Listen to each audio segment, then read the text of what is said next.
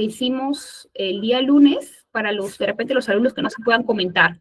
¿Qué alumno me ayuda solamente a comentar cuáles temas que revisamos el día lunes, qué conceptos aprendimos, sin entrar a mucho detalle, simplemente temas generales? Por favor, alguien que prenda su micrófono y que me ayude a repasar lo que estudiamos el día lunes.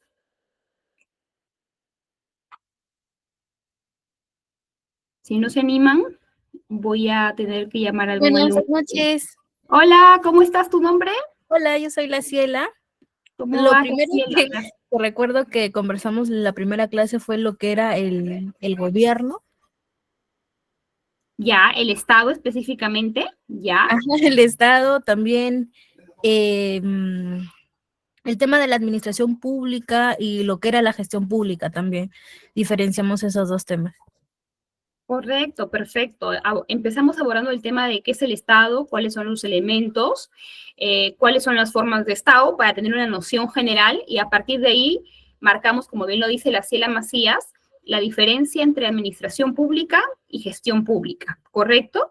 Y después de ahí desarrollamos otros conceptos también bastante interesantes. ¿Te acuerdas, la Ciela? Hola. En mis apuntes, a ver, tengo el tema de los modelos, ¿no? El modelo burocrático, el modelo post-burocrático, también, y los principios de la gestión pública también, los tengo, el modelo que comenté. Sí, correcto. También hicimos ejemplos sobre los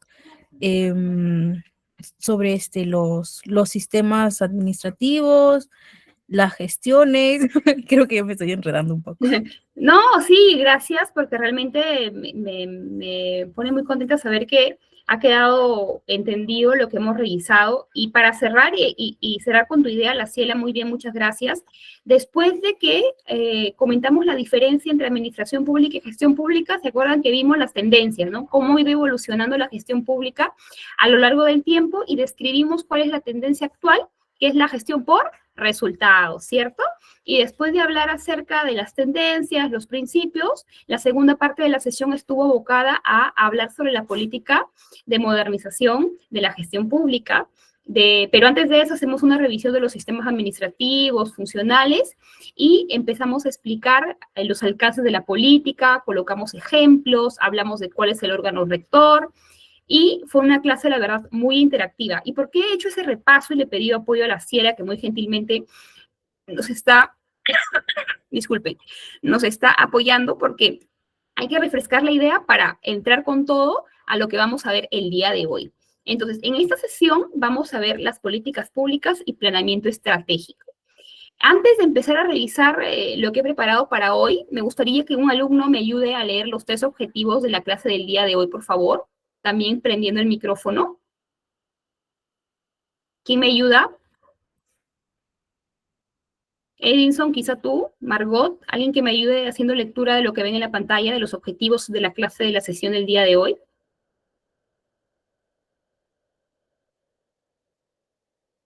Sí, Luis Diego, gracias. Te escucho. Buenas noches, ¿qué tal? Objetivo número 1. Revisar conceptos relativos a la definición, características y tipología de las políticas públicas en el Perú. Objetivo número 2. Comprender el ciclo de las políticas públicas en el Perú y la construcción de los indicadores en las diferentes etapas. Conocer Sistema Nacional de Planeamiento Estratégico, las funciones de órgano rector CEPLAN, la Política Nacional de Planeamiento Estratégico y la visión al 2050. Bien, muchas gracias por tu aporte, Luis Diego. Así es. Recuerden que durante la primera sesión estuvimos haciendo la diferencia entre lo que significa la administración pública y la gestión pública, y entendimos que la administración pública se refiere a las instituciones públicas que brindan servicios públicos, y que la gestión pública es el conjunto de acciones que realizan estas instituciones públicas para el cumplimiento de las metas institucionales de cada institución, ¿correcto? Y comprendimos bien las diferencias. Ahora vamos a ingresar a un tercer concepto, pero es importante que tengamos definido estos primeros dos, tanto de administración como de gestión, para poder entender cuando hablamos de qué es o qué son las políticas públicas. ¿Recuerdan cuando conversábamos de los servicios públicos, decíamos que los servicios públicos tienen como objetivo resolver un problema público? Es decir, darle una respuesta y una atención a un problema de una colectividad, a un problema en el que necesita el Estado intervenir para poder intermediar y darle solución. Entonces, a ese conjunto de decisiones, y remarquemos esta palabra, porque va a ser la palabra clave para entender a qué nos referimos con políticas públicas, es el conjunto de decisiones que ejecuta o que lleva a cabo un gobierno para darle solución a los problemas que en un contexto determinado, porque ustedes saben que los problemas son variables, los problemas públicos pueden surgir dependiendo de varias circunstancias, pero el conjunto de acciones a través de la cual el gobierno toma decisión para afrontar un problema público es lo que nosotros podemos entender como políticas públicas. Una vez que tenemos eso bastante ya interiorizado, podemos, ¿por qué no?, hablar de las características que deben de tener las políticas públicas para que sean considerados como tales, ¿no? ¿Por qué? Porque no todas las acciones, no todas las declaraciones que pueden tener o que pueden dar alguna autoridad o algún conjunto de autoridades pueden ser consideradas como políticas públicas, ¿ok? Y tenemos que tener eso bien claro para poder diferenciar cuando hablamos de políticas públicas y cuando hablamos simplemente como una actividad, una declaración, una acción aislada de algún gobernante en específico, ¿no? Entonces, hay 4 características que nosotros siempre debemos revisar al momento de determinar si un conjunto de acciones es o no una política pública. Lo primero que yo quiero resaltar es que tienen que ser íntegros y continuos. Íntegros y continuos. ¿Por qué? Porque este conjunto de acciones que toma un gobierno para hacerle frente o para resolver un problema público no puede ser una acción aislada. ¿A qué me refiero? A que no puede ser una acción que se tome hoy día, que se declare mañana, que se presente mañana, pero que no tenga un correlato o que nunca se llegue a ejecutar. Por ejemplo, vamos a ponernos en el caso de algún desastre natural, ¿no? O en el contexto del terremoto de Pisco del año 2007, ¿no? En ese momento se generó un problema público. Un problema público. ¿Cuál fue ese problema público?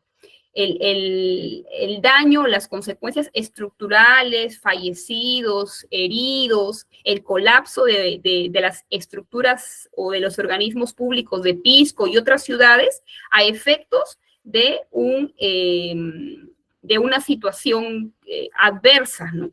Que llevaba a calificarla como un problema público. Entonces, en ese momento, alcaldes distritales, alcaldes provinciales o de repente el gobernador de Ica dieron algunas declaraciones respecto a lo que se iba a hacer para afrontar ese problema, ¿no?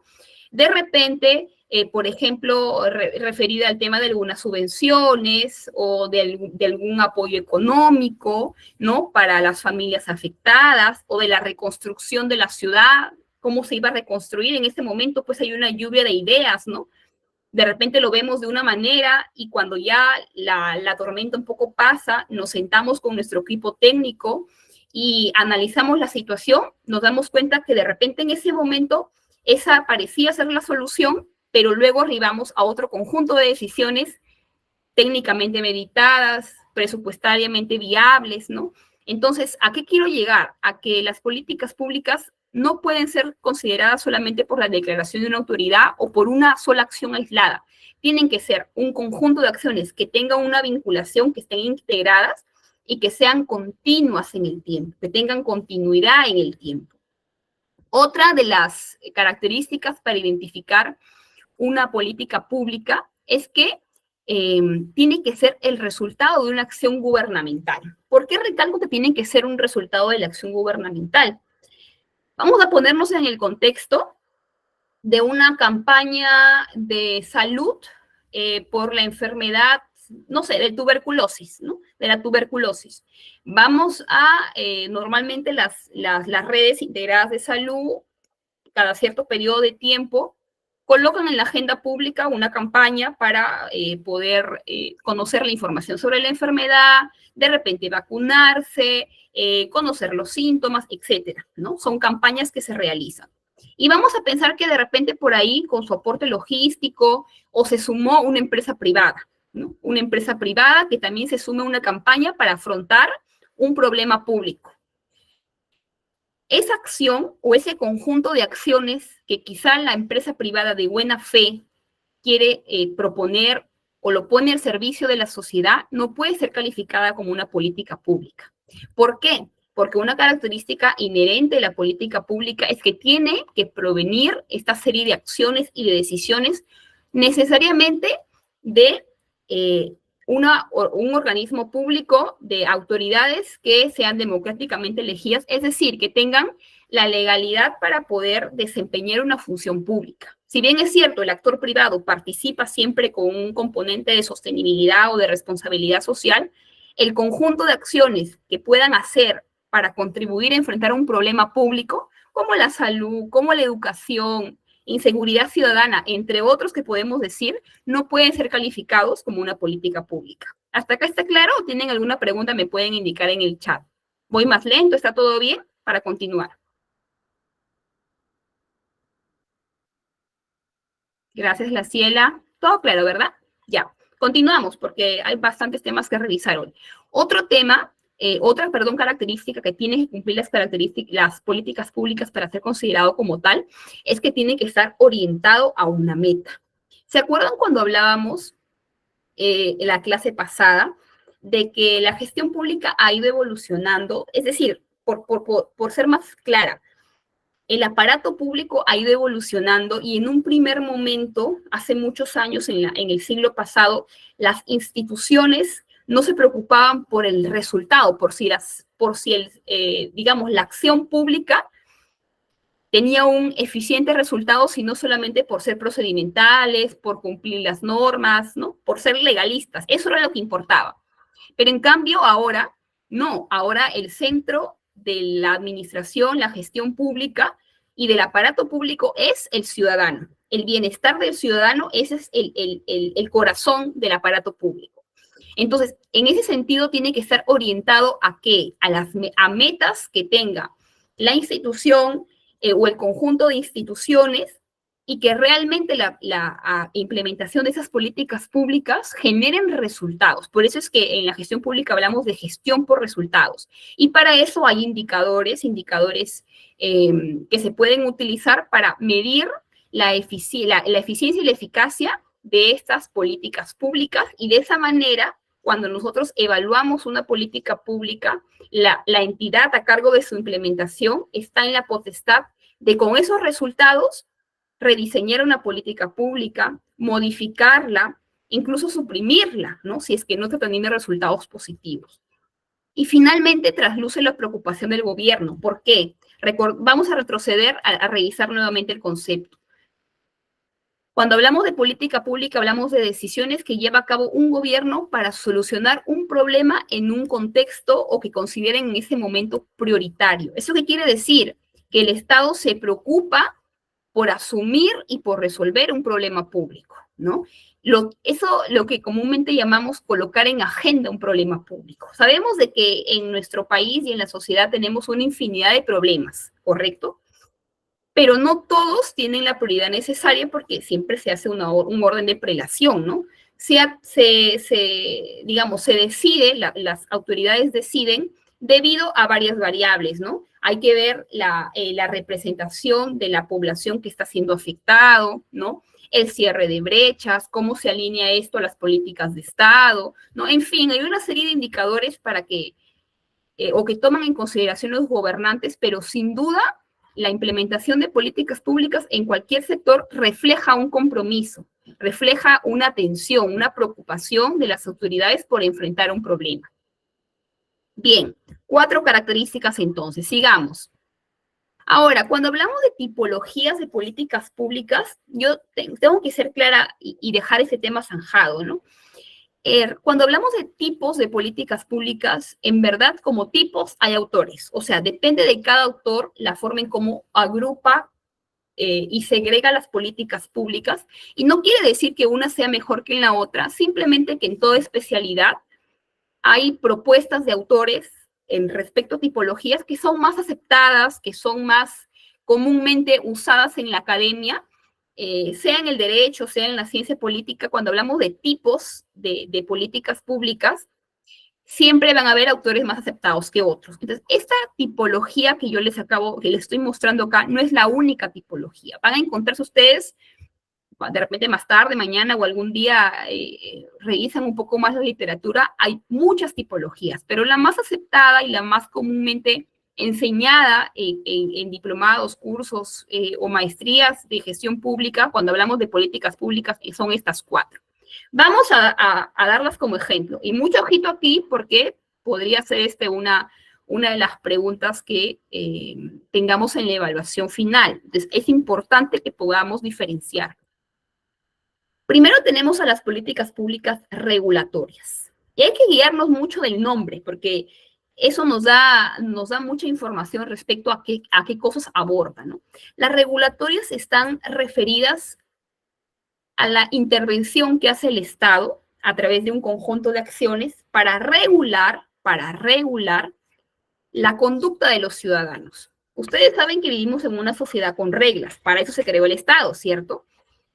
Entonces, hay actitudes y acciones promovidas y castigadas por el Estado. Vamos a poner un ejemplo.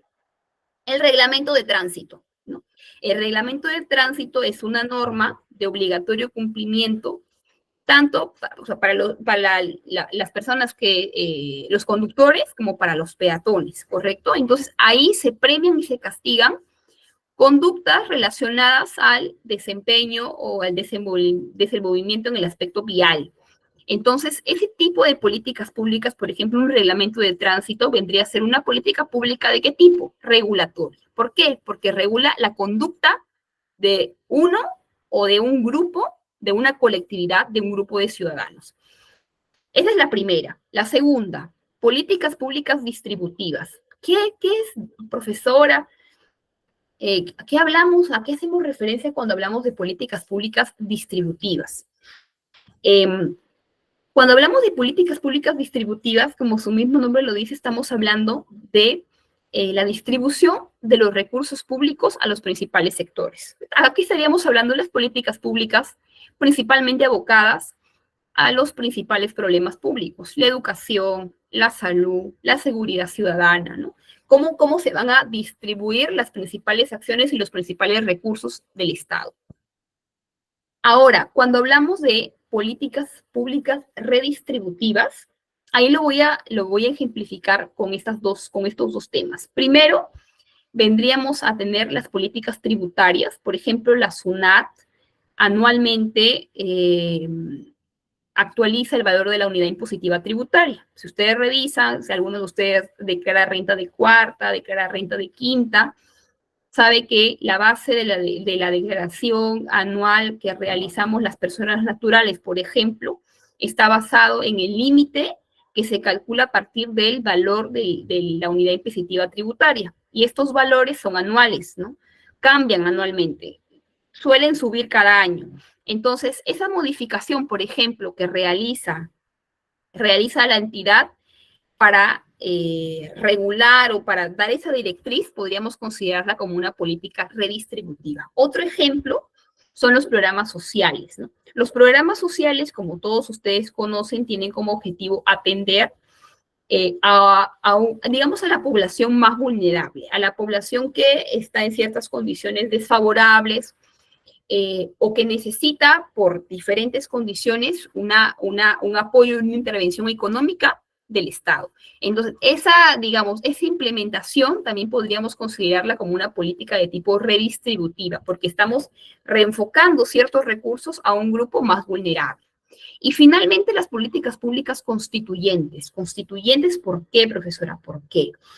Porque las políticas públicas constituyentes regulan un problema público de dos tipos. Primero, un problema público que antes no existía, o sea, no hay un antecedente que podamos decir, ya había una regulación anterior. Un ejemplo, el COVID. cuando el COVID apareció y fue declarado como una pandemia por la Organización Mundial de la Salud, y prácticamente cambió el estilo y la dinámica de vida de todos los ciudadanos alrededor del mundo, fue una situación inesperada, ¿correcto? Fue una situación de salud pública, por no decir la principal que hemos tenido en este siglo, ¿no? Que puso en riesgo y lamentablemente desencadenó fatalidades a coste de la vida humana. Entonces, el Estado, al enfrentar un problema público o un problema de salud pública como el COVID, que nunca antes había enfrentado, ese tipo de políticas públicas son constituyentes. ¿Por qué? Porque enfrentó un problema público que antes nunca había visto. Y el segundo es cuando se implementan políticas públicas que cambian la organización del Estado. Por ejemplo, la ley de bases de descentralización. Cuando se diseña, se elabora y posteriormente se promulga la ley de bases de descentralización, antes de eso, o mejor dicho, esa norma marca un antes y un después dentro de la forma en cómo se estructuraba el Estado, ¿no? Porque se considera en ese momento, a partir de ese momento en adelante, una política del Estado promover la descentralización. Posteriormente lo recoge inicialmente lo recoge la Constitución Política y se implementa con la Ley de Bases y bueno, con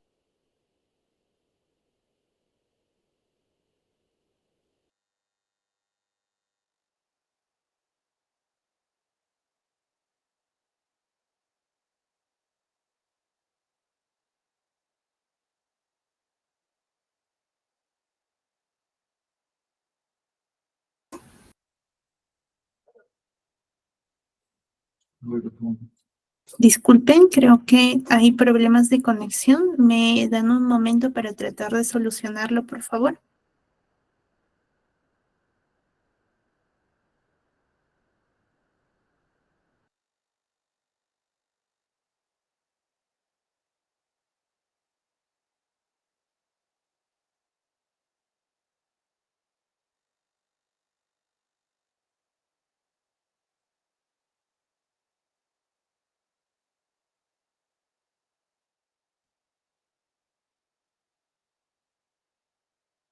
mis disculpas, aquí en la ciudad donde resido, al parecer se cayó la red. ¿Me escuchan y me ven bien?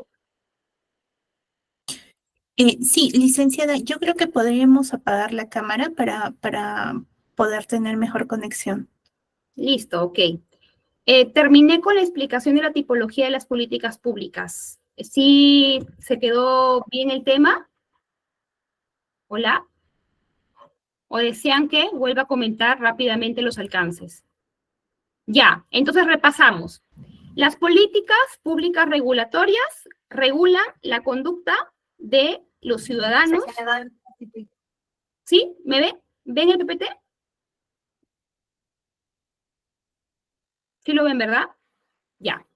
Entonces, les decía de que las políticas públicas regulatorias regulan la conducta de un grupo de ciudadanos, tanto promoviendo ciertas actitudes como penando o de repente castigando ciertas actitudes de las personas, las conductas de las personas, ¿no? Por ejemplo, el reglamento de tránsito. Las distributivas se encargan de atender servicios públicos como la salud, la educación, ¿no? Las redistributivas están referidas a aquellas políticas públicas que redistribuyen los recursos, como por ejemplo en el caso de las políticas públicas tributarias, y también aquellas que están referidos a la asignación de recursos hacia un grupo más vulnerable, por ejemplo, los programas sociales.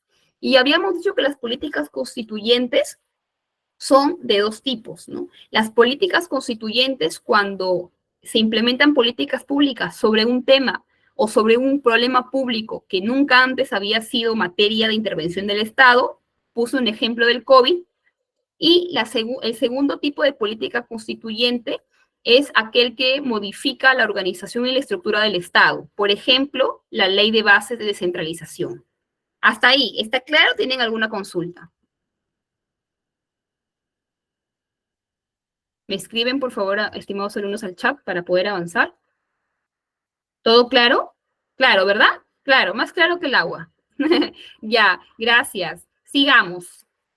Habiendo revisado el concepto de políticas públicas, las características. ¿Y qué más hemos revisado? Además de las características, acabamos de revisar los tipos de políticas públicas. Viene una parte fundamental, que va a ser de cajón el tema que se tiene que abordar cuando hablamos de políticas públicas, que es el ciclo de políticas públicas. Ahora, yo quiero decirles dos cosas, estimados alumnos. Primero, de que tenemos que entender algo. Cuando nosotros hablamos de políticas públicas desde la teoría, desde la parte académica, lo que hacemos es revisar autores, revisar bibliografía, ¿no? Estudiar, cursar algún diplomado, lo cual es perfecto. Pero también tenemos que entender que las políticas públicas, al abordar problemas de índole público, de índole social, que afectan a la colectividad, no es digamos, no es que la teoría se corresponde 100% a la práctica, ¿no? Sino que hay situaciones excepcionales en las cuales vamos a ver ciertas variaciones, vamos a tener que entender que cuando estudiamos estos temas no va a ser algo lineal, no es que vamos a leer el libro y en la práctica va a funcionar igual, sino que siempre en las realidades que son muy diferentes y complejas van a haber sus variaciones y tenemos que tener la mente abierta para poder entender. ¿Por qué les digo esto? Porque este ciclo que ustedes ven de políticas públicas, este diagrama que se ve súper amigable, súper entendible, en la práctica no necesariamente funciona 100% pegado a este modelo, ¿correcto? Normalmente es la metodología que deben de seguir una política pública para que tenga una efectividad, para que efectivamente resuelva un problema público. Pero vamos a encontrar el caso, cuando hagamos estudios de caso, que efectivamente no es que tiene que alinearse 100%, pero nos da cierta visión, ¿no? Nos da cierta paradigma de cómo deberían desarrollarse las políticas públicas. Entonces, cuando tenemos un problema público, vamos a pensar en, no sé, ¿qué tema quieren, qué problema público quieren abordar? A ver, aquí me ayuda en el chat para hacer un ejemplo y con eso explicar el ciclo de una política pública. ¿Quién me ayuda? ¿Quién me da una idea? Un problema público. El lunes hablamos de problemas públicos infinitos. Un alumno, por favor, en el chat. Informalidad laboral.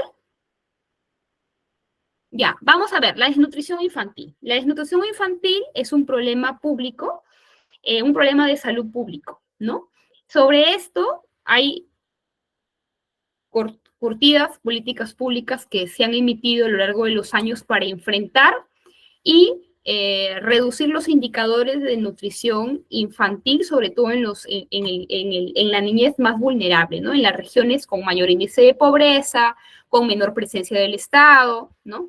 Entonces, el problema ya lo hemos identificado ahorita, ¿no? Así, haciendo un ejercicio rápido.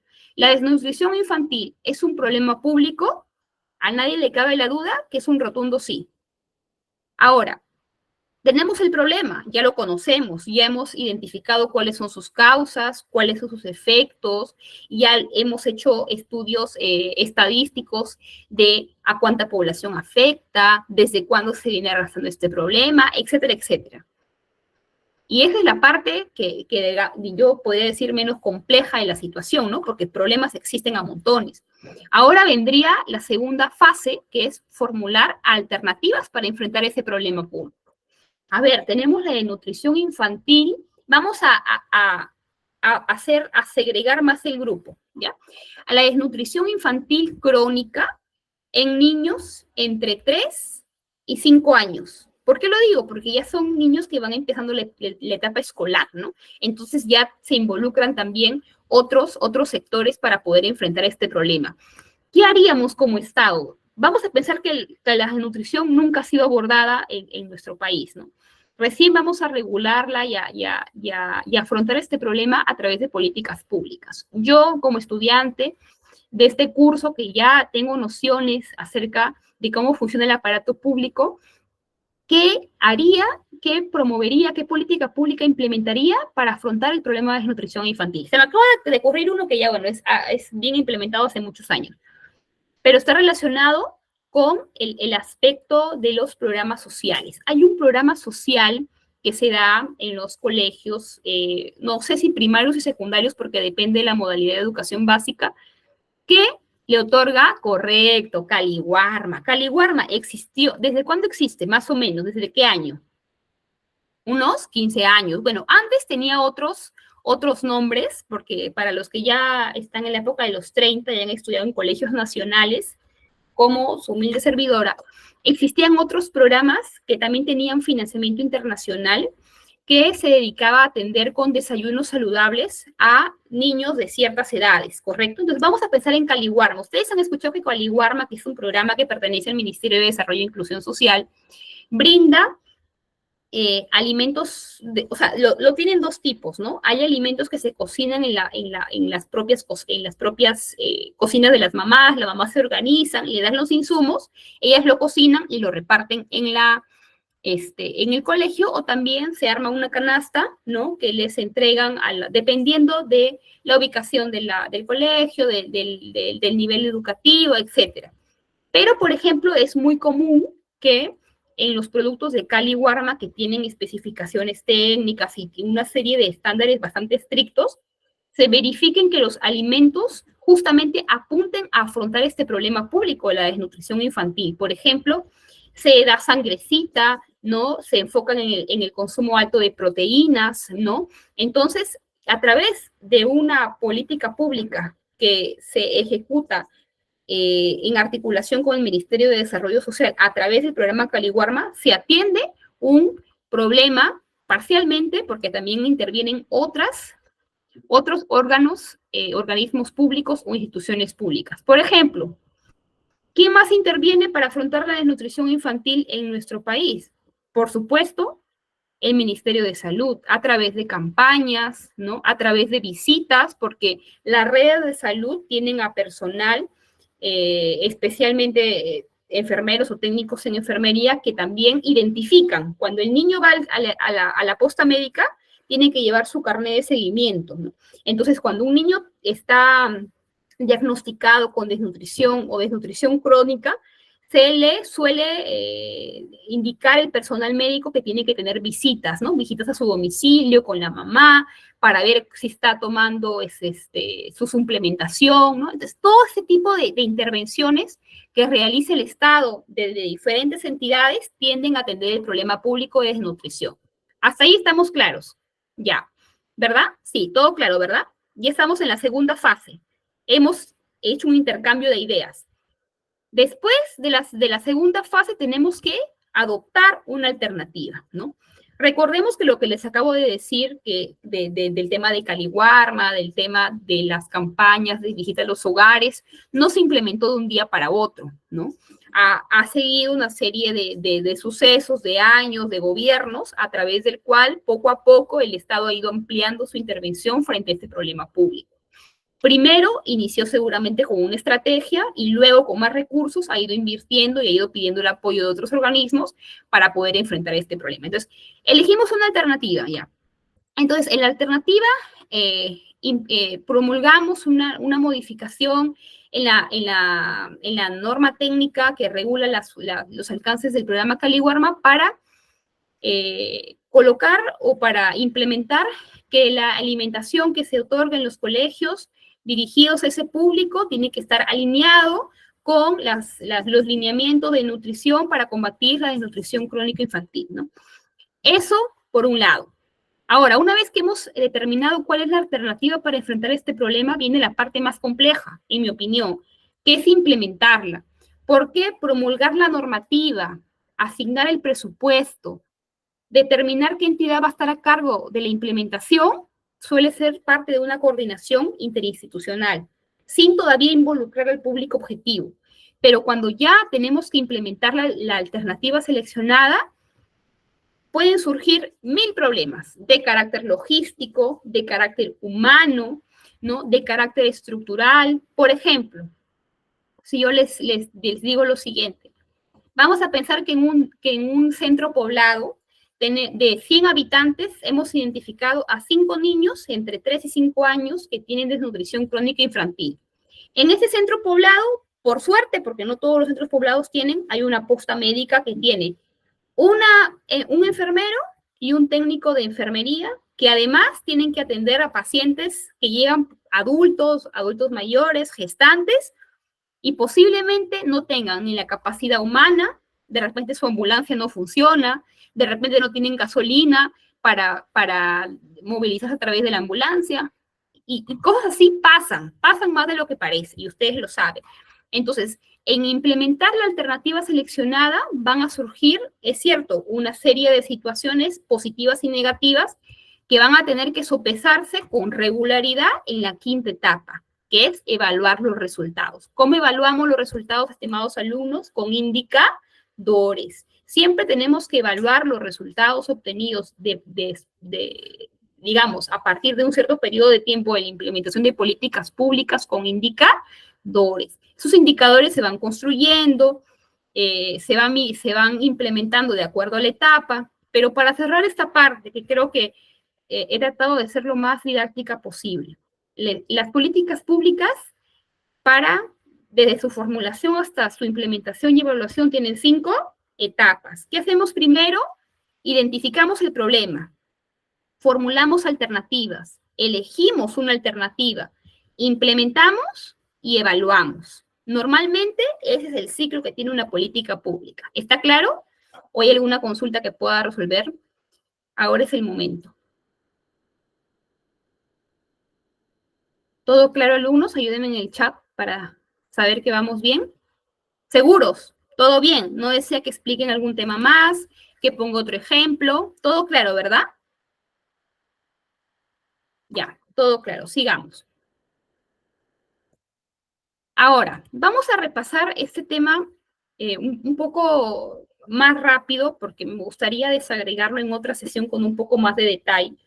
Pero desde que iniciamos esta sesión les he indicado que es muy importante el uso de indicadores. El uso de indicadores que nos va a permitir siempre medir efectivamente los alcances de una política pública. Una política pública que no se evalúa, que se implementa y se deja en el olvido, es una política que está destinada al fracaso. Eso está escrito y se cumple en la realidad. Es un criterio indispensable que las políticas públicas sean evaluadas cada cierto periodo de tiempo, dependiendo del tipo de política pública que estemos implementando, que ya hemos visto que normalmente pueden ser de 4 tipos.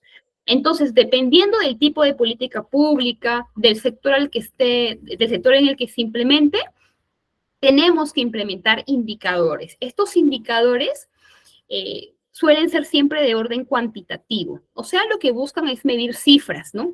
Cuando hablamos de la implementación de una política pública, siempre tenemos que tener claro que se miden con cifras, con porcentajes, ¿no? ¿Qué porcentaje de los niños de cierta localidad, por ejemplo, si es una política pública local, hemos podido reducir el índice de desnutrición crónica infantil, ¿no? Se atendió al 90% de los niños diagnosticados con desnutrición crónica infantil, ¿no?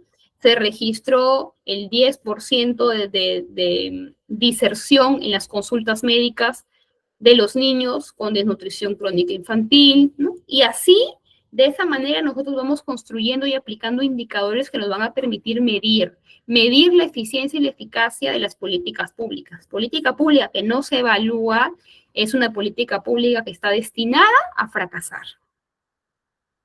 Ahora, bien, vamos a repasar los conceptos que hemos visto para cerrar el primer tema de esta clase, analizando el caso de las políticas públicas en un sector. Yo para el día de hoy he elegido las políticas públicas en el sector educación y voy a ser más específica para pedir la participación de ustedes, tanto en el chat, de repente haciendo uso del altavoz para poder comentar lo siguiente, ¿ya?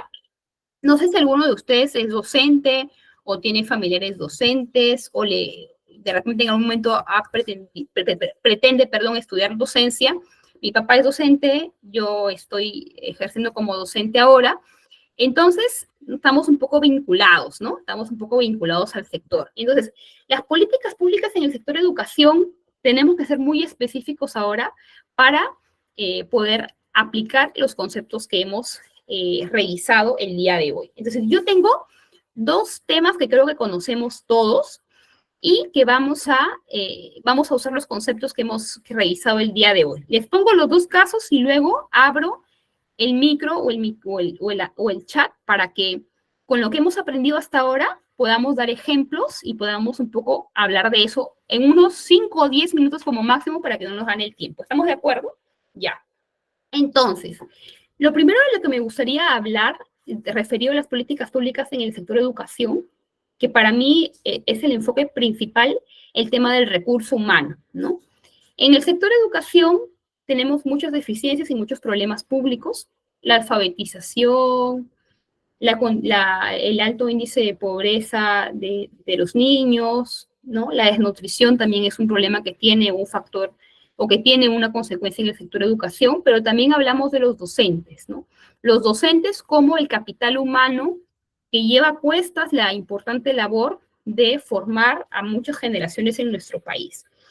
Entonces, cuando se promulgó la ley de la nueva carrera pública magisterial para aquellas personas que son docentes o tienen algún pariente docente, se implementa una política pública que tiene como objetivo, uno, premiar e incentivar la meritocracia, ¿no? Porque la política de reforma magisterial lo que busca es generar que en el servicio educativo accedan los mejores docentes y no solamente eso, sino que las escalas salariales correspondan a la formación académica y a la experiencia y al nivel en el que se ubique dentro del escalafón del magisterio, ¿no?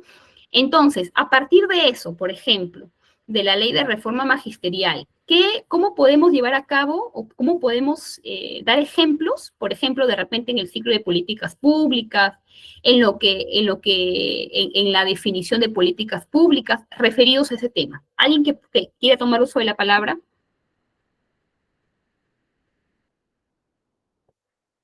Se tiene la idea, ¿verdad?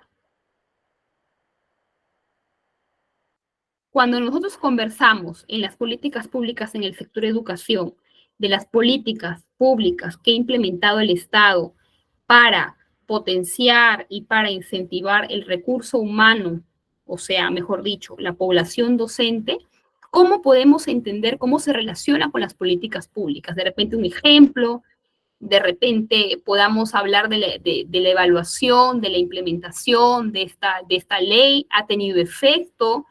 De repente, después de los años, hemos visto que no ha tenido un efecto positivo en el grupo docente, ¿no? ¿Qué podríamos decir al respecto? A ver, Buenas noches. Estamos. Milagros Flores, levantó la mano. Buenas noches. ¿Cómo estás? Bueno, con respecto a la educación y el problema en sí, el Estado, yo creo primero lo que son los exámenes para los profesores, ¿verdad? Entonces, que viéndolo así, pues se dice que era para poder ver qué tan capacitados están los profesores, para poder enseñar a sus alumnos y todo.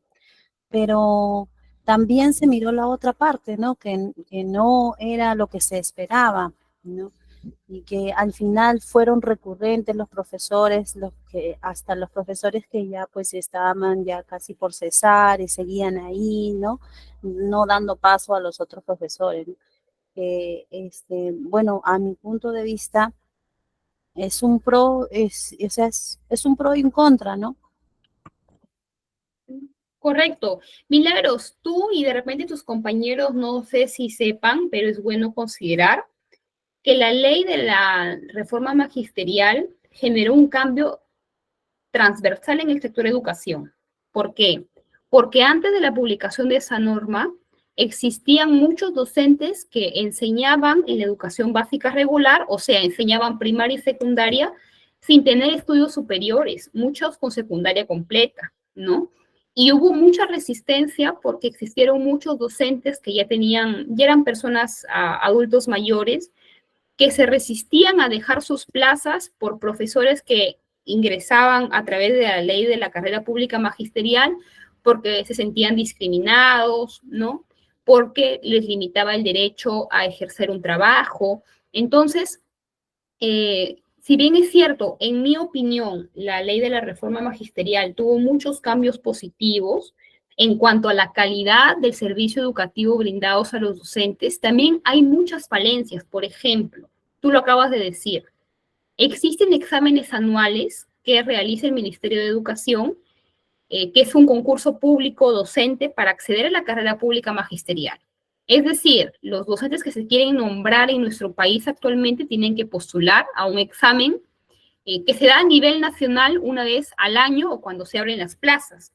Entonces, existen muchos docentes que por, de repente, falta de recursos económicos, porque la remuneración es fuera, digamos, en colegios privados o fuera del aparato público, son bastante bajas e insuficientes para sostener una familia. Entonces, por eso, de repente, por escasos recursos, hay muchos docentes que no pueden ingresar a una academia para prepararse, para postular al examen de acceso o de cambio de escala, ¿no?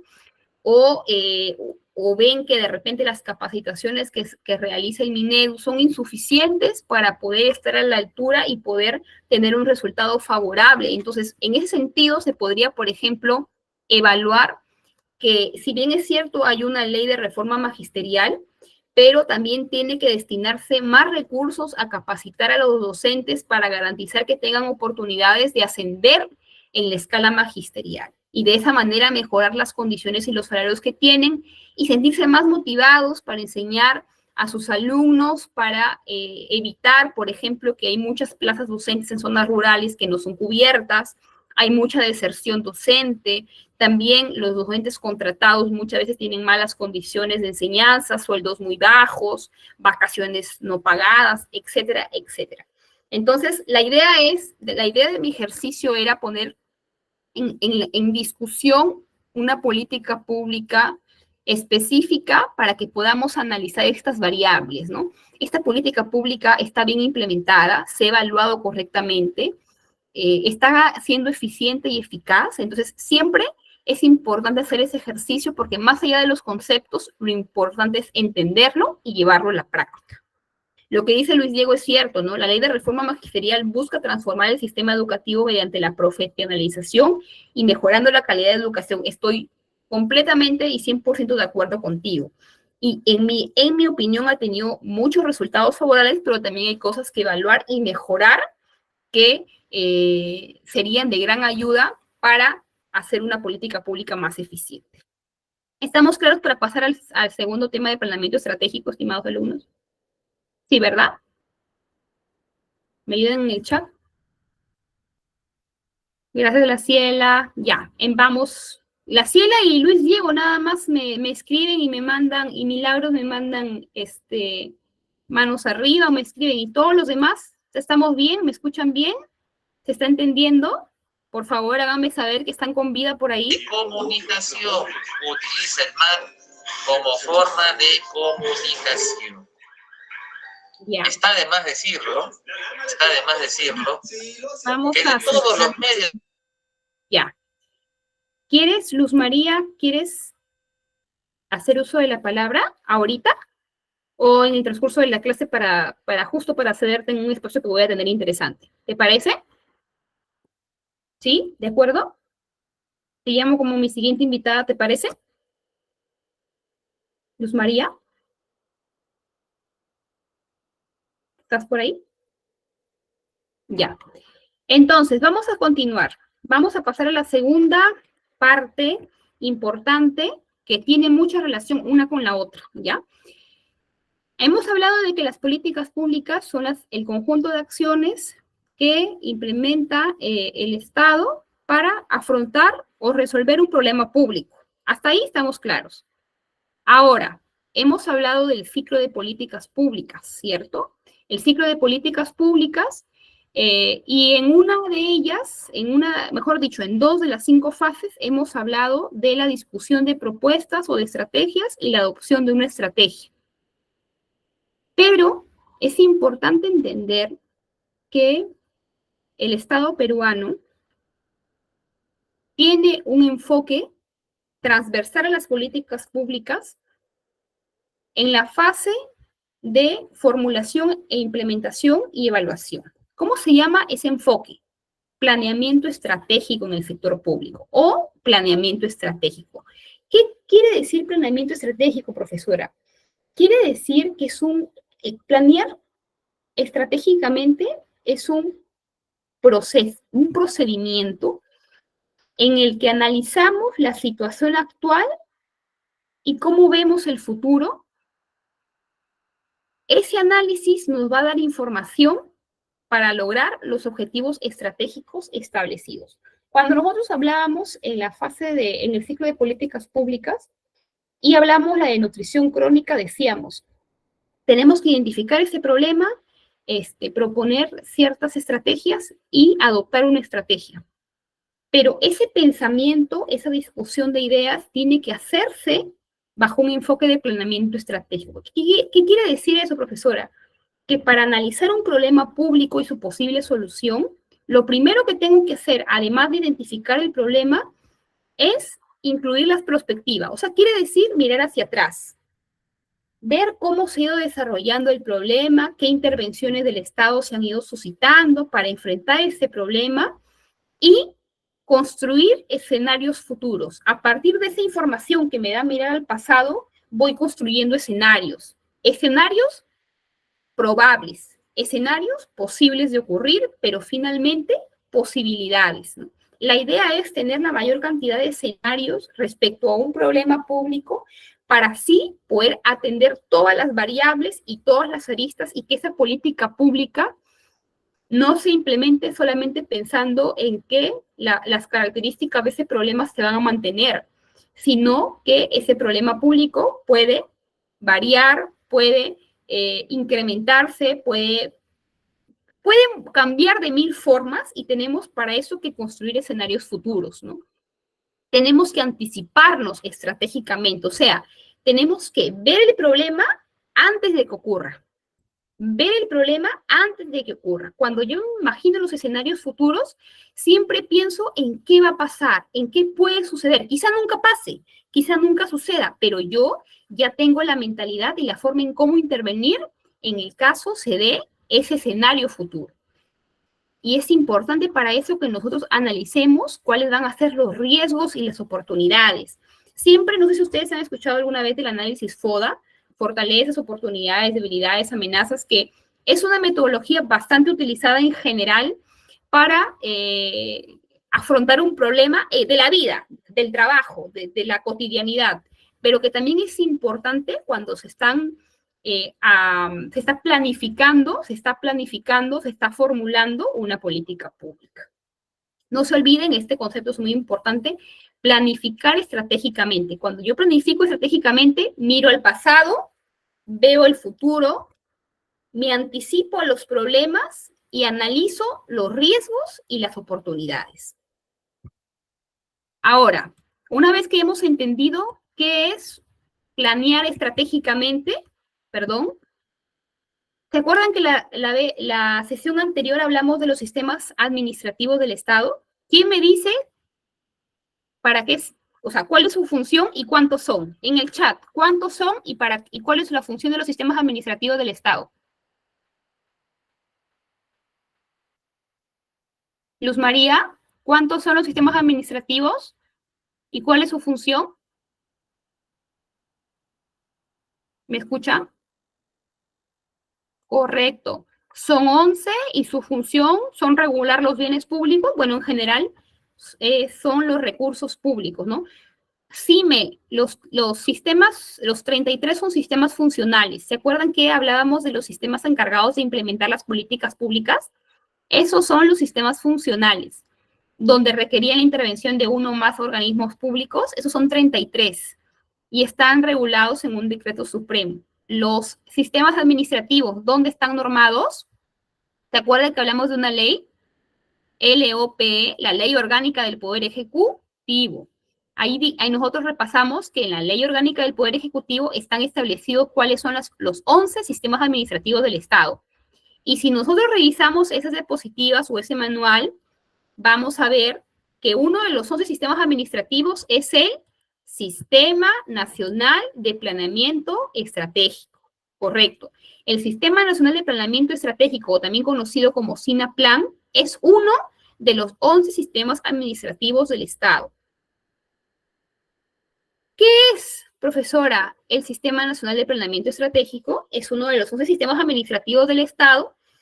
Es un conjunto articulado de órganos, subsistemas, relaciones funcionales, cuya finalidad es coordinar, viabilizar el proceso de planeamiento estratégico nacional para promover el desarrollo armónico y sostenible del país. Mejor dicho, es un conjunto de organismos públicos que tiene como función principal coordinar y viabilizar el proceso de planeamiento estratégico en nuestro país. Ustedes ven acá en la figura que están viendo en sus pantallas, tienes, digamos, la composición de ese Sistema Nacional de Planeamiento Estratégico. Hay órganos regionales y locales, hay órganos del gobierno nacional, hay órganos constitucionalmente autónomos y también está el Poder Legislativo, el Poder Judicial. Varios organismos conforman el Sistema Nacional de Planeamiento Estratégico, pero todo sistema administrativo del Estado tiene un órgano rector. ¿Qué es un órgano rector? ¿Quién me escribe en el chat? Lo hemos conversado la vez pasada. ¿Qué es un órgano rector? Ideas, estimados alumnos. ¿Han escuchado alguna vez de la palabra órgano rector? ¿No? ¿Alguna vez por ahí han leído de un órgano rector? Bueno, un órgano rector es la entidad que está delegada con las facultades de dirigir un sistema administrativo. En este caso, el órgano rector del SINAPLAN, o también llamado Sistema Nacional de Planeamiento Estratégico, ¿cómo se llama la entidad que está a cargo de implementar y de coordinar, de articular toda esta serie de organismos? El CEPLAN. Seguramente alguno de ustedes ha escuchado hablar del CEPLAN. ¿Sí? ¿Han escuchado hablar del CEPLAN alguna vez? El CEPLAN es el órgano rector del Sistema Nacional de Planeamiento Estratégico. Se creó en el año 2008. Es un órgano técnico especializado. Bueno, acá podemos ver su organización, su estructura, ¿no? Que nos va a servir de conocimiento nada más, pero ustedes lo pueden ver acá, cuál es la estructura del CEPLAN. El CEPLAN es el órgano rector del SINAPLAN, que es el Sistema Nacional de Planeamiento Estratégico. ¿Tiene funciones? Claro que sí, lo vamos a ver acá. Las funciones que tiene el CEPLAN como órgano rector es que promueve, articula, concerta la propuesta del Plan Estratégico de Desarrollo Nacional, que es el siguiente ítem que vamos a visualizar. Pero no quiero que se confundan, yo quiero que entiendan, por eso me voy de lo más grande a lo más pequeño. Me voy del sistema y del sistema me paso al órgano rector y ahorita vamos a hablar de la política principal en el planeamiento estratégico, pero quisiera que comprendan cuál es la estructura para que no se confundan las funciones de una con la otra. El sistema tiene un conjunto de organismos de diferente nivel que están a cargo de implementar las acciones de planeamiento estratégico en el país. Pero ese sistema tiene una entidad que dirige esas acciones. ¿Cómo se llama? El CEPLAN. Este organismo tiene una serie de funciones. Orientan las iniciativas del sector privado, articular sus requerimientos de decisiones, promueven la armonización de la formulación de planes de desarrollo multisectorial, asesoran a las entidades del Estado en materia de planeamiento estratégico, informan periódicamente al presidente de la República, al presidente del Consejo de Ministros sobre la situación económica, social, ambiental o institucional relacionado al Plan Estratégico de Desarrollo Nacional. Entonces, ellos como ente rector tienen la gran y ardua labor no solamente de elaborar e implementar los instrumentos de gestión de el sistema administrativo, sino también de brindar asesoramiento. Recuerden que como es un organismo técnico especializado, son los más competentes y los que más conocimientos tienen sobre planeamiento estratégico. Entonces, cuando llega el momento que otra entidad le toca la puerta y le dice, mira, yo soy de abastecimiento, yo soy de contabilidad, yo soy de inversión pública y necesito implementar el enfoque de planeamiento estratégico, ¿a quién le toca la puerta? Al CEPLAN. ¿Para qué? Para que brinde asesoramiento, para que revise, de repente, por ejemplo, voy a poner un ejemplo. Los gobiernos regionales tienen un instrumento muy importante que se llama Plan Regional de Desarrollo Concertado. ¿Ustedes alguna vez han escuchado hablar de ese instrumento? Plan Regional de Desarrollo Concertado. Bueno, todos los gobiernos regionales tienen un plan regional de desarrollo concertado. Para elaborar ese plan, tiene que estar alineado al Plan Estratégico de Desarrollo Nacional. Y si no, de repente los funcionarios no están bien capacitados, no conocen y necesitan asistencia técnica, ¿a quién le tocan la puerta? Al CEPLAN, para que los capacite, ¿no? Por ejemplo, es una de las funciones, entre otras que vamos a ver. Ahora, este CEPLAN como órgano rector cumple una labor muy, pero muy importante que la vamos a ir ya visibilizando a continuación. Pero es muy importante, alumnos, y para eso he traído esas dos diapositivas a continuación que ustedes me gustaría que comprendan, que las políticas públicas con un enfoque de planeamiento estratégico siempre tienen que estar alineadas a dos conceptos que son muy importantes que conozcamos. Mejor dicho, las políticas públicas no se elaboran, ni se diseñan, ni se crean a la opinión de un gobernante de turno, ni enfocándolo según su concepción, sino tiene que estar alineado a una serie de instrumentos que el Estado peruano tiene y que guían y que es una obligación de las instituciones implementar cuando diseñen sus políticas públicas, sean políticas públicas nacionales, regionales o locales, de cualquier nivel, todos tienen la obligación de alinearse a los alcances del Plan Estratégico de Desarrollo Nacional y tienen la obligación de alinearse a estos dos conceptos que seguramente ustedes han escuchado. Políticas de Estado. ¿Alguna vez han escuchado de qué son las políticas de Estado? ¿Cómo nacen? ¿Cómo nacieron las políticas de Estado? ¿Es igual una política pública que una política de Estado?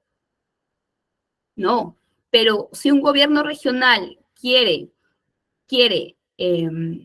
formular su plan regional de desarrollo concertado, no lo va a hacer como él quiere. No. Tiene que estar guiado por normativas que son de obligatorio seguimiento para todas las instituciones públicas del país. Una de esas normativas que tienen que seguir cuando se formulan planes a cualquier nivel del Estado son las políticas de Estado. Las políticas de Estado nacen de un acuerdo nacional, de un foro de acuerdo nacional que se realizó en el año 2002, en donde participaron el Estado, los organismos del Estado, el gobierno, los partidos políticos, la sociedad civil organizada se reunió en el año 2002, firmaron y publicaron un documento que se llama Acuerdo Nacional. En ese Acuerdo Nacional dicen, miren, nosotros tenemos diferentes ideas, diferentes intereses, diferentes proyectos, pero independientemente de cuál sea nuestra opinión partidaria o nuestra forma de pensar, nos unimos en ideas comunes que queremos para el Estado peruano. Dejando de lado políticas partidarias, opiniones personales, no. A esto apuntamos como Estado, independientemente de quién esté en el poder.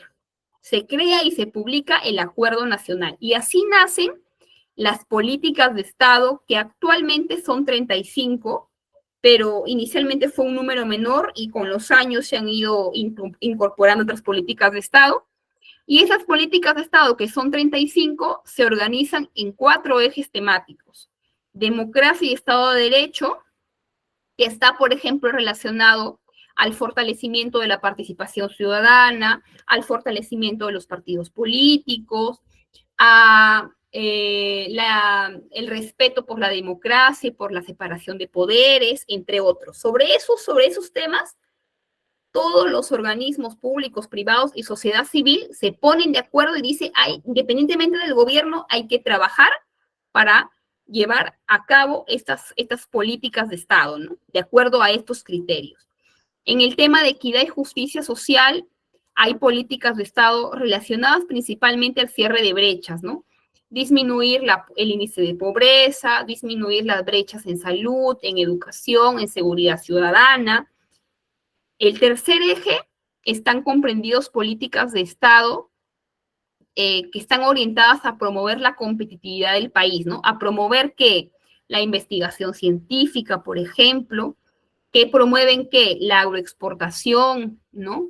Que promueven que la transformación de bienes, de insumos primarios, ¿no? En ese eje están incorporadas una serie de políticas de Estado. Y en el cuarto eje, que es el Estado eficiente, transparente y descentralizado, por ejemplo, como política de Estado, está establecido la descentralización, la lucha contra la corrupción, la lucha contra el crimen organizado. Entonces, estas 35 políticas organizadas en estos 4 ejes temáticos son las políticas de Estado. Te vuelvo a repetir, son políticas que el Estado peruano tiene que seguir obligatoriamente independientemente del gobierno de turno, Es una obligación que todos los planes que elaboren los organismos públicos estén alineados a las políticas de Estado. ¿Se entendió cuál es el concepto de políticas de Estado? ¿Se entendió? Sí, ¿verdad? Las políticas de Estado son independientes al gobierno. Se siguen los gobiernos de turno, los organismos públicos de nivel nacional, regional y local están obligados a seguirlos. Y además de las políticas de Estado, además del planeamiento estratégico, ¿qué otro concepto está obligado a seguir cualquier entidad pública que quiera formular planes? Los objetivos de desarrollo sostenible. ¿Alguna vez han escuchado los objetivos de desarrollo sostenible, alumnos? Sí, ¿verdad? Es un concepto que muchos creen que solamente es un concepto moderno, que es un papel de repente que no tiene mucha utilidad, pero realmente si lo analizamos bastante bien, sí tiene mucha utilidad. ¿Por qué? Porque los Objetivos de Desarrollo Sostenible, o también llamados los ODS, que fueron aprobados en el 2015 por la Asamblea General de las Naciones Unidas, establece 17 objetivos.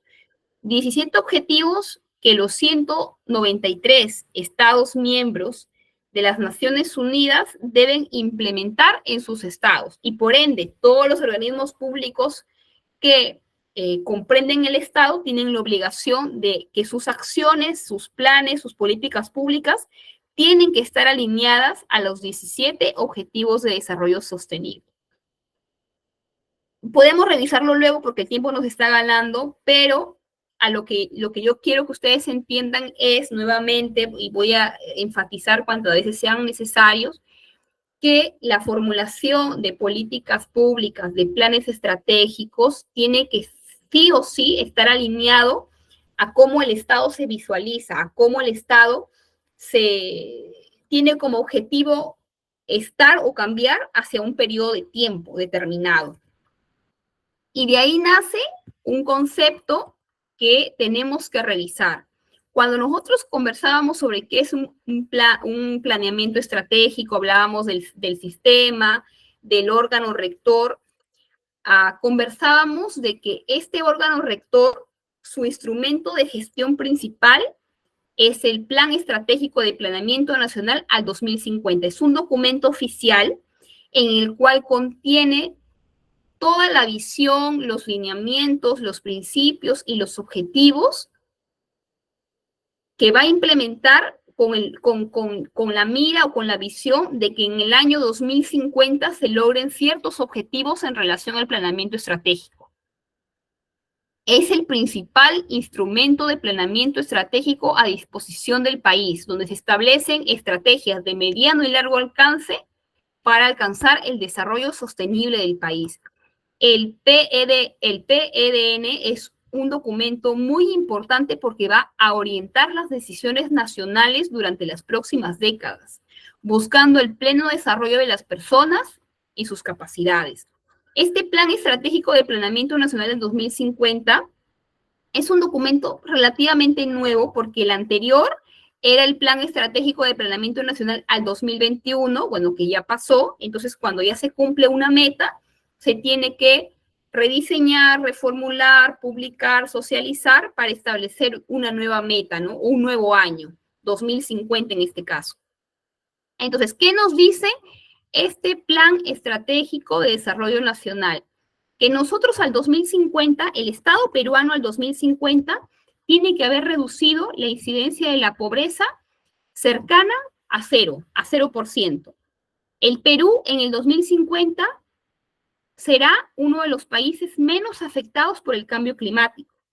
El Perú en el 2050 deberá ubicarse dentro de los 30 países más competitivos e innovadores del mundo. Y también el Perú debe ubicarse entre los 20 países más democráticos del mundo. Estos logros, futuros logros, son los que establece el Plan Estratégico de Planeamiento Nacional al 2050. Mejor dicho, vendría a ser la visión, ¿no? La visión de lo que quieren construir o la visión que quieren implementar en el Estado peruano, pero no solamente la visión, sino cómo lo vamos a lograr. Estrategias a mediano y a corto plazo. Tiene 4 objetivos el Plan Estratégico de Desarrollo Nacional al 2050. Primero, el desarrollo de las personas, que es muy importante. El territorio sostenible. Siempre cuando hablamos de sostenibilidad, tanto en los Objetivos de Desarrollo Sostenible como en el Plan Estratégico de Desarrollo Nacional, estamos hablando de por ejemplo, el tema ambiental, el desarrollo armónico de los proyectos en el suelo peruano. Estamos hablando de la remediación de ciertos proyectos, por ejemplo, ¿no? Estamos hablando de todos los componentes que están referidos al tema ambiental, por un lado, pero también en general a una convivencia armónica entre la sociedad. Otro de los objetivos nacionales del plan, que es la competitividad y la innovación, que es muy importante en nuestro país en materia de ciencia, de tecnología, muy importante. Y otro objetivo nacional, el cuarto, está vinculado a la democracia y la paz, ¿no? En el que se respete el Estado de Derecho, en el que se respete el sistema democrático, en el que el índice de conflictos sociales se reduzca, en el que la convivencia armónica en la sociedad esté garantizada. Esos son los 4 objetivos que tiene el Plan Estratégico de Desarrollo Nacional al 2050. Y así como tenemos el Plan Estratégico de Desarrollo Nacional, que es un instrumento, que es un documento que lo podemos descargar de la página oficial del CEPLAN, también tenemos un importante documento. Para mí es un documento complementario, que es la visión del Perú al 2050. Es un documento que ha sido construido a partir del foro del acuerdo. Recuerden que el Acuerdo Nacional es una instancia de concertación, es una instancia oficial, ¿no? No es una instancia que promulgó el acuerdo y luego murió, no. Es una instancia estatal que se mantiene en el tiempo con representantes de organismos públicos, privados y sociedad civil organizada que han creado este documento y lo publicaron en el 2019. Visión del Perú al 2050. Acá también, como las políticas de Estado, como el Plan Estratégico de Desarrollo Nacional, tienen una visión a futuro. ¿Cómo quieren ver al Perú al año 2050 y cómo vamos a hacerlo? No solamente cómo queremos verlo, sino cómo vamos a lograrlo. Esta visión del Perú al 2050 son documentos guía, son documentos rectores que están sumados a otros que ya le dije anteriormente, ¿no? La Constitución también es un documento guía que tiene que seguir obligatoriamente todos los organismos públicos que van a implementar políticas públicas, que van a implementar planes y programas, las políticas de Estado y el Plan Estratégico de Desarrollo Nacional. Ya estamos cerrando para ir a la evaluación, que nos está quedando pocos minutos, y para cerrar, tenemos los ejes de la visión del Perú al 2050. La visión del Perú al 2050, vuelvo a repetir, es un documento oficial, publicado por qué o creado a través del Acuerdo Nacional, que ha sido o ha tenido la asistencia técnica de quién, del CEPLAN, que es el órgano rector del Sistema Nacional de Planeamiento Estratégico.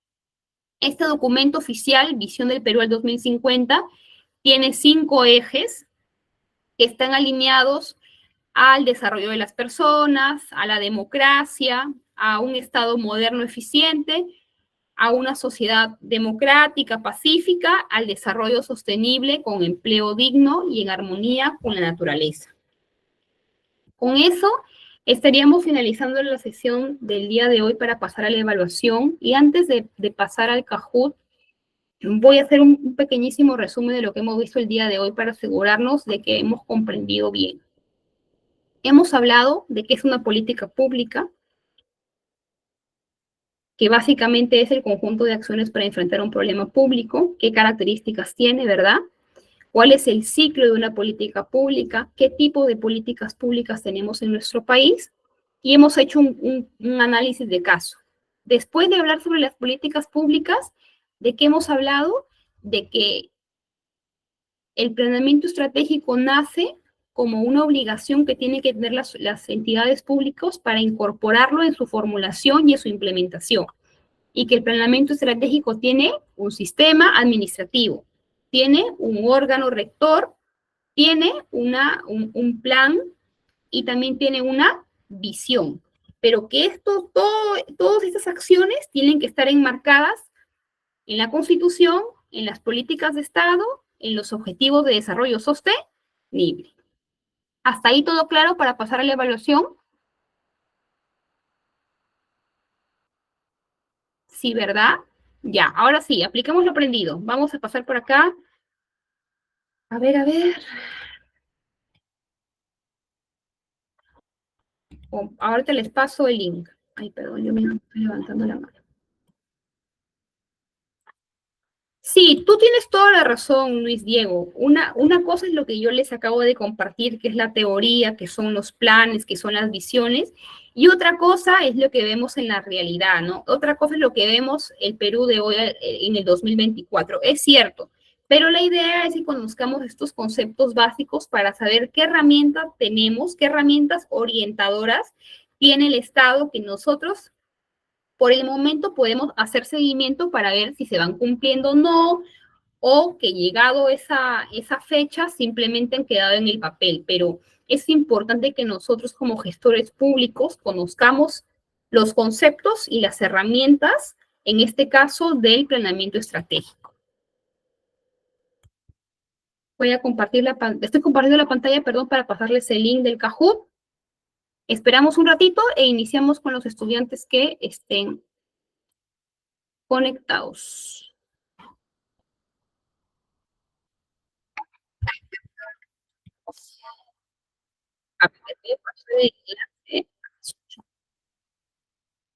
Pero ahí para poder empezar. Vamos conectándonos, por favor. No demoren para que no nos ganen los minutos. Jenny, ya te veo.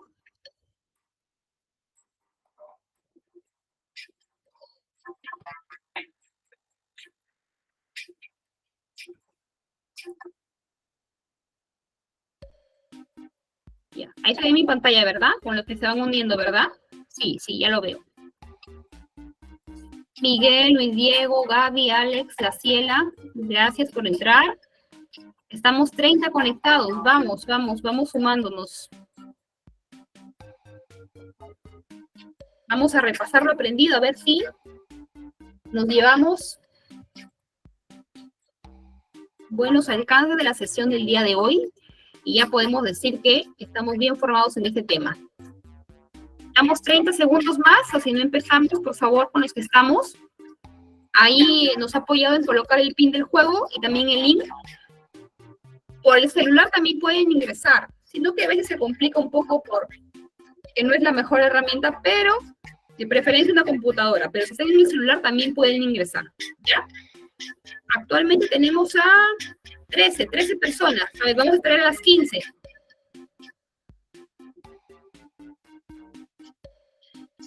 Empezamos con 15, por favor, alumnos, es importante repasar lo aprendido. Vamos. La hora de la verdad. Evaluación 2.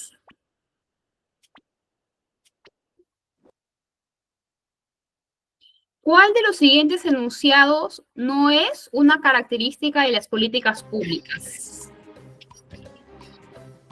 ¿Cuál de los siguientes enunciados no es una característica de las políticas públicas? Vamos, no dejen que les ganen el tiempo, vamos. Se acaba el tiempo. Uy, solamente una persona aceptó. ¿Qué pasó? Las políticas públicas no regulan el manejo de los recursos de los organismos públicos. La regulación del manejo de los recursos de los organismos públicos se da a través de los sistemas administrativos del Estado. Hay que repasar por ahí eso. A ver, Luis Diego, vas encabezando. Sigamos. De acuerdo a la tipología de las políticas públicas, ¿las políticas constituyentes modifican la organización del Estado? ¿Se acuerdan que hablamos de políticas constituyentes, redistributivas, regulatorias y distributivas? ¿Está bien esa definición? ¿Políticas constituyentes modifican la organización del Estado? Correcto, correcto. 3 personas acertaron, pero efectivamente las políticas constituyentes regulan una materia que no ha sido regulada anteriormente o cambian o modifican la organización del Estado. Luis Diego va arrasando el día de hoy, seguido de Jenny, Guti, que también lo están haciendo muy bien. Tercera pregunta, ¿cuál de los siguientes enunciados no constituye una fase o etapa del ciclo de las políticas públicas? ¿Cuál no es una fase de las políticas públicas? ¿Recuerdan que son cinco fases o 5 etapas? ¿Cuál de ellas no es una fase? Correcto, vamos mejorando. La reconsideración de la alternativa seleccionada no es una fase o una etapa del ciclo de las políticas públicas. La primera es identificar el problema. Después, plantear las alternativas, escoger una alternativa, implementarla y evaluarla. La reconsideración no es una etapa.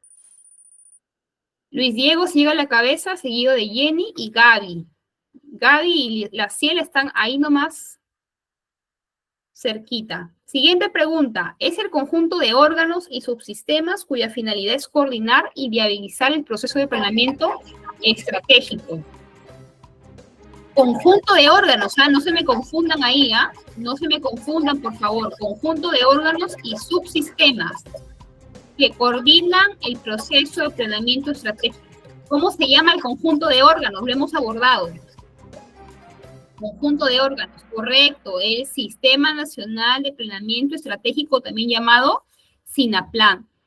Para los que marcaron la tercera opción, no es el CEPLAN. El CEPLAN, recordemos, es el órgano rector del sistema. Órgano rector, órgano técnico especializado que está encargado de conducir el sistema administrativo de planeamiento estratégico.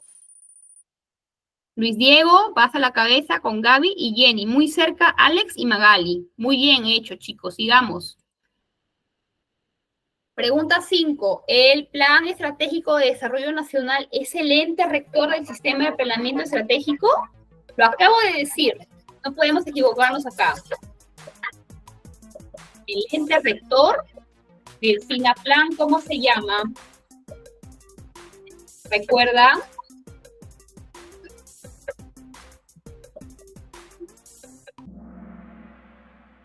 Correcto, es falso. ¿Pero por qué 5 alumnos han puesto verdadero? No.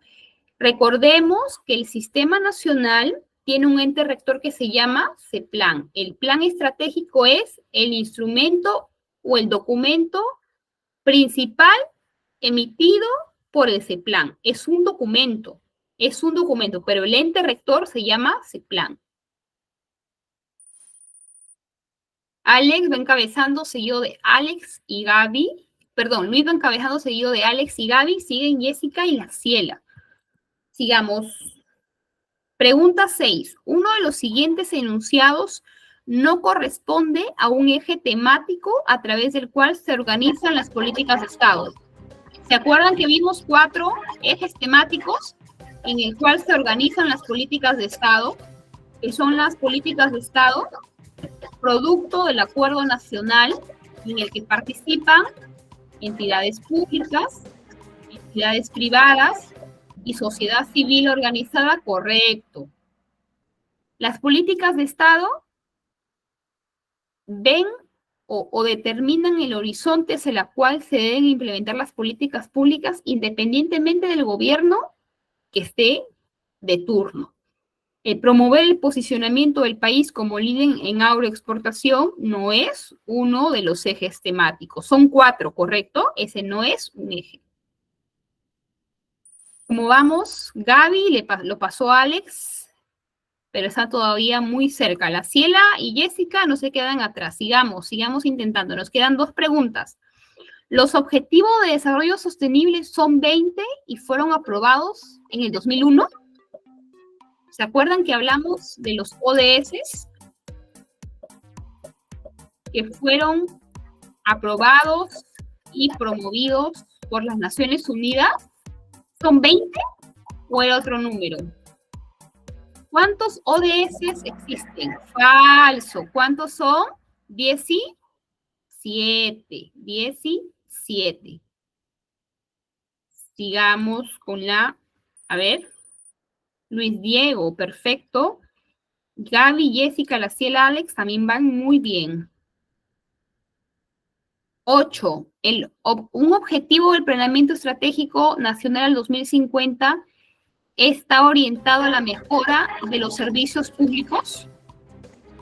¿Cuál es el objetivo del plan que está orientado a mejorar el acceso a los servicios públicos? ¿Cuál de los 4 objetivos está orientado a mejorar el acceso a los servicios públicos?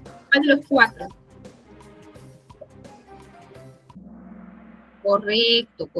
El desarrollo de las personas. Siempre que cuando hablamos, en este caso, en el referido al plan estratégico, hacemos referencia al cierre de brechas. Y el cierre de brechas comúnmente está referido a los servicios públicos, la educación, la salud, la seguridad ciudadana, etc. Finalizamos con la siguiente y última pregunta. ¿La visión del Perú al 2050 orienta que debemos establecer otras metas para los grupos vulnerables? ¿Hace una diferencia? ¿O ve al Estado de forma integral, con todos sus actores y sus grupos? ¿Ustedes creen que un documento oficial puede establecer metas diferenciadas para grupos vulnerables? Falso, correcto, ¿no? La visión del Perú al 2050 es un documento oficial que integra los principios y los objetivos de igual manera para todos los grupos vulnerables. Bueno, estimados alumnos, vamos a ver el podio. La Ciela, gracias. Tercer lugar, Jessica. Segundo lugar. Y bueno, ya sabemos que el primer lugar es para Luis Diego. Excelente. Y una mención honrosa para Alex y para Gaby, para todos los que han participado en esta dinámica. Y ya sabemos qué conceptos tenemos que reforzar para la siguiente sesión. Milagros, lamento mucho que no hayas nunca ingresado a esta a esta dinámica. Le voy a pedir a nuestra amable coordinadora o nuestra coordinadora que amablemente mañana o en el transcurso de los días les voy a enviar un tutorial que pueden ver en YouTube sobre cómo funciona esta metodología. Yo sé que para algunos que no están muy familiarizados se les puede hacer un poco complicado, pero una vez que le agarras la onda, en verdad es una herramienta que nos sirve bastante. Pueden ingresar desde la computadora o desde su celular. Y para ver las preguntas tienen que ver la pantalla, porque las preguntas se comparten en la pantalla en la pantalla general. Bueno, de mi parte ha sido todo por hoy. Espero que hayan aprendido conmigo este tema tan importante. Lo vamos a repasar un poco el día viernes. Y hasta ese entonces, que tengan un buen día mañana y que les vaya súper bien. Espero que haya sido de utilidad. Gracias y buenas noches.